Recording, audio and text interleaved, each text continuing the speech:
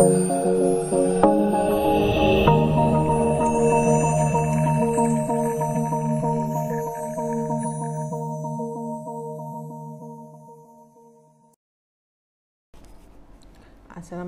warahmatullahi wabarakatuh. Salam sejahtera bagi kita semua dan salam budi luhur.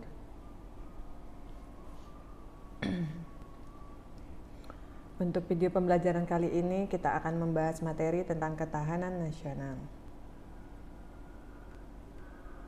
Ketahanan nasional memiliki pengertian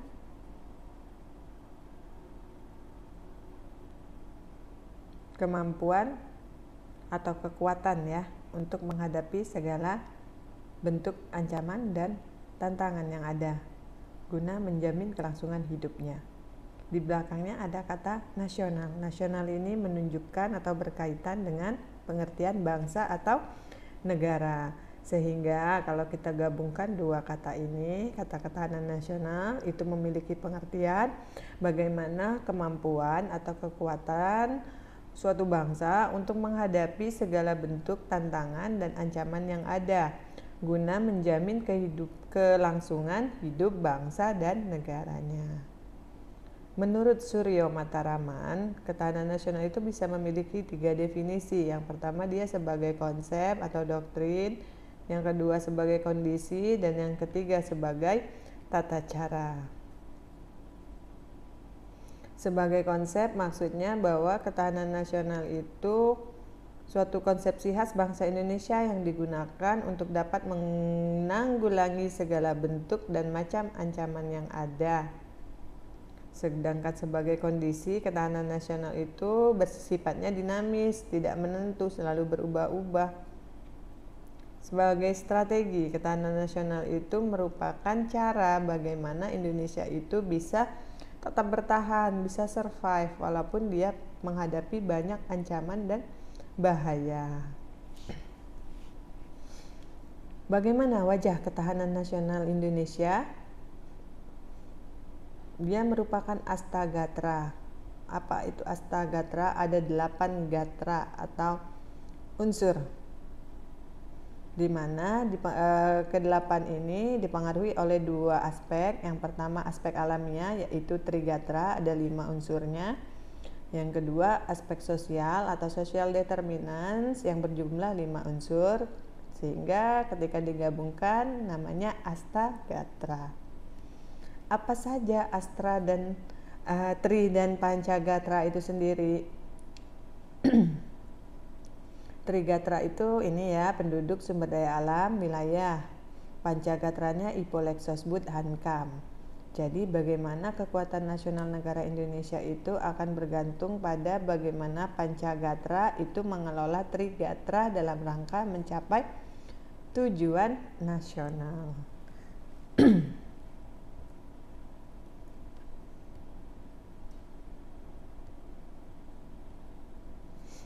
Bagaimana hubungan ketahanan nasional dengan pembangunan nasional?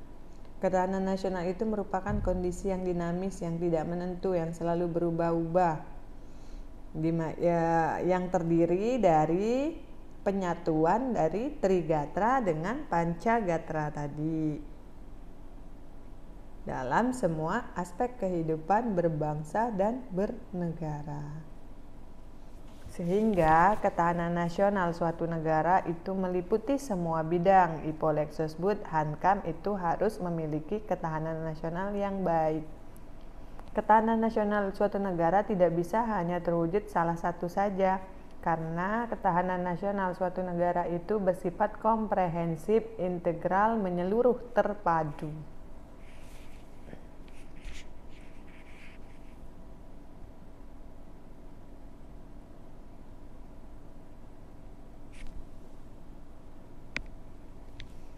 Seperti apa ketahanan ideologi?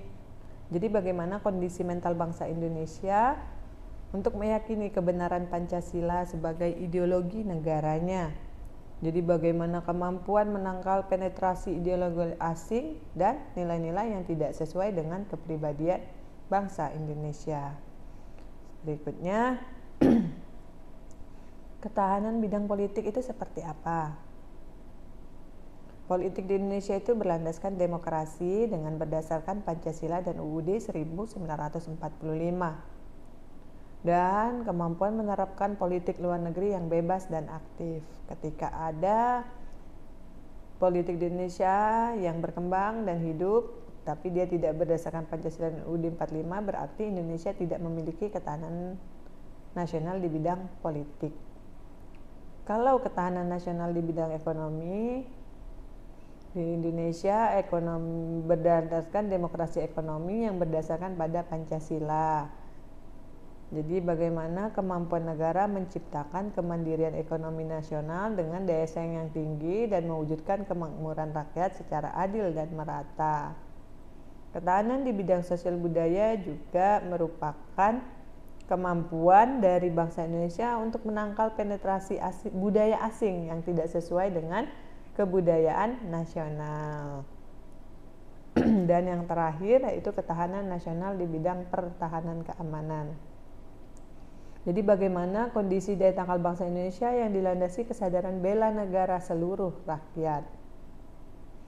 Bagaimana kemampuan bangsa Indonesia mempertahankan kedaulatan negara dan menangkal segala bentuk ancaman yang ada atau yang menyerang negara Indonesia. Jadi ketahanan nasional itu dia meliputi semua bidang. Dia bersifat komprehensif, integral, atau menyeluruh terpadu. Ketika satu mengalami gangguan, maka dia akan berpengaruh juga pada bagian yang lainnya. Dia tidak bisa terpisah-pisahkan. Jadi ketahanan nasional itu kalau kita menggunakan pendekatan teori organisme, negara itu terbentuk berdasarkan sama seperti makhluk hidup melalui proses lahir, tumbuh, berkembang, lalu mati. Sama, ketahanan nasional suatu negara juga kalau menggunakan pendekatan teori organisme, dia sama seperti ketahanan tubuh manusia atau antibodi. Dia merupakan satu kesatuan yang tidak bisa dipisahkan. Satu yang mengalami gangguan akan berpengaruh atau mengalami gangguan juga pada bagian-bagian yang lainnya.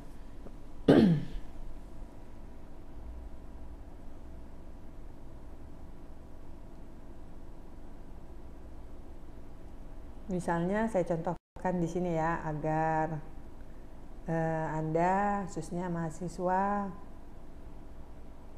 yang saya ampuh untuk mata kuliah ini mengerti tentang konsep ketahanan nasional. Misalnya ketahanan nasional di bidang politik Indonesia saat ini mengalami gangguan. Contohnya dengan adanya kebijakan pemerintah untuk menaikkan harga BBM, maka secara otomatis juga akan berpengaruh terhadap ketahanan bidang ekonomi. Contohnya apa? Setelah BBM naik biasanya akan diikuti dengan kenaikan harga sembako, kenaikan tarif angkutan umum, dengan kenaikan tarif dasar listrik dan kebutuhan-kebutuhan ekonomi lainnya. Dengan keadaan yang demikian akhirnya berpengaruh juga dalam kehidupan sosial budaya masyarakat Indonesia. Sebagai bentuk reaksinya tidak setuju, mereka melakukan demonstrasi. Berpengaruh dalam bidang politik juga. Demonstrasi yang dilakukan bersifat anarkis dan premanisme, akhirnya mengganggu keamanan negara Indonesia.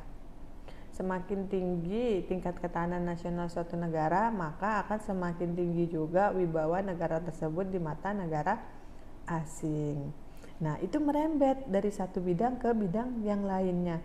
Dari aspek kehidupan yang lainnya itu berpengaruh dan akhirnya melemahkan keadaan ketahanan nasional negara Indonesia. Nah, demikian ya.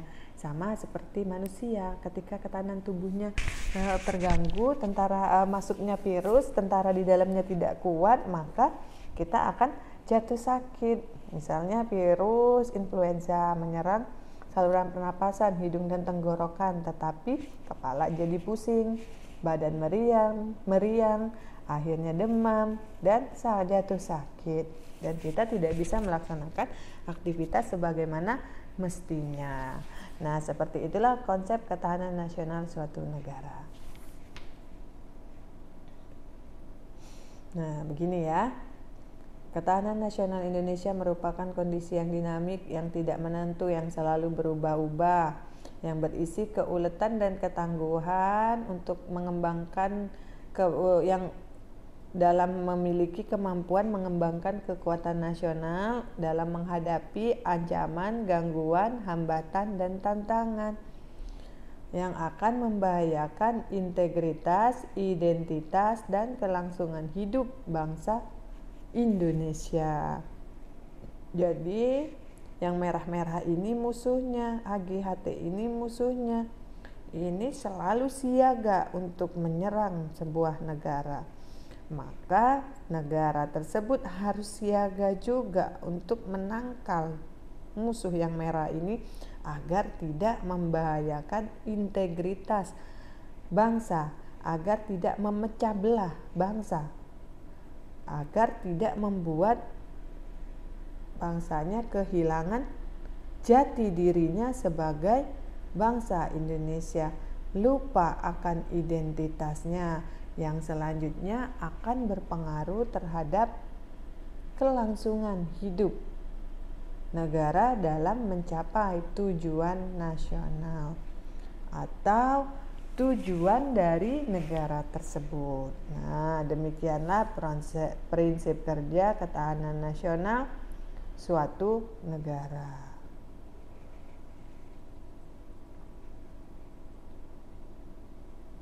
Merah-merah ini bisa apa yang ada, AGHT ini bentuknya bisa langsung dan tidak langsung.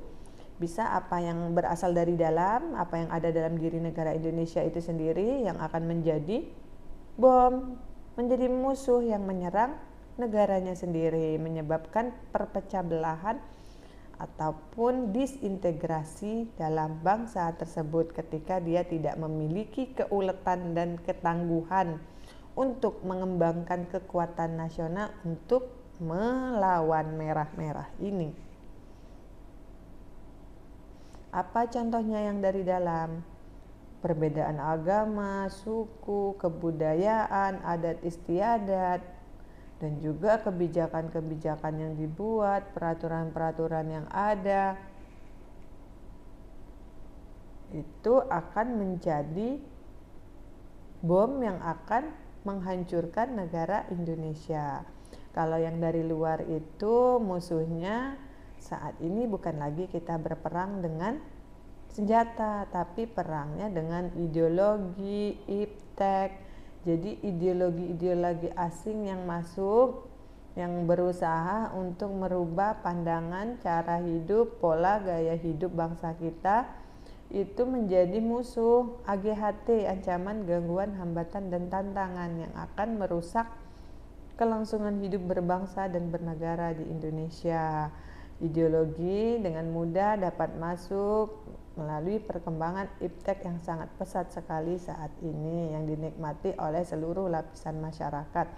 Ketika kita tidak memiliki kekuatan, maka kita akan mudah diserang ideologi asing, pengaruh budaya-budaya barat, pola atau gaya hidup westernisasi, membuat kita lupa akan identitas kita, jati diri kita sebagai bangsa Indonesia karena kita ingin dianggap modern. Demikianlah mungkin penjelasan untuk garis besar tentang ketahanan nasional.